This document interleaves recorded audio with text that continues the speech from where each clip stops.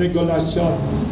Next, imbitahin natin Dr. Ulysses Doroteo, Executive Director ng Southeast Asia Tobacco Control Alliance for your closing statement and appeal.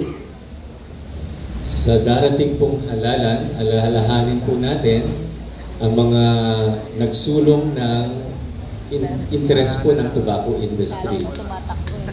Sa Senado, dati po, si Senator Tito Soto, si Senator Ralph Recto, sila po ay ang nanguna sa pagsulong ng mga sin tax laws and vaping regulation na in favor of the industry.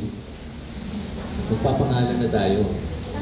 Sa lower house po, si Representative Marcoleta,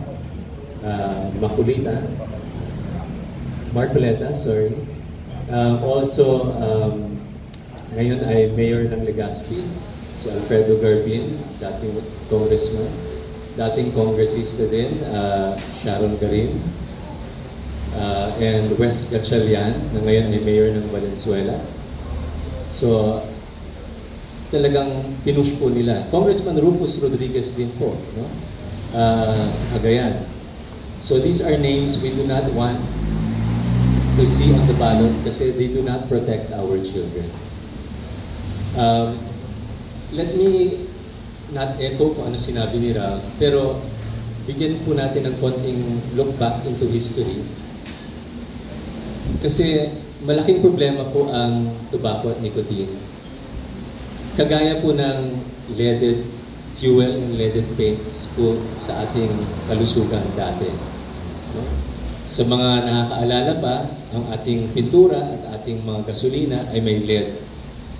Pero wala na po ngayon. 2021 was the last year na nagkaroon po ng leaded fuel sa buong mundo. Kasi na-phase out po ang leaded fuel after 20 years ng kampanya ng United Nations.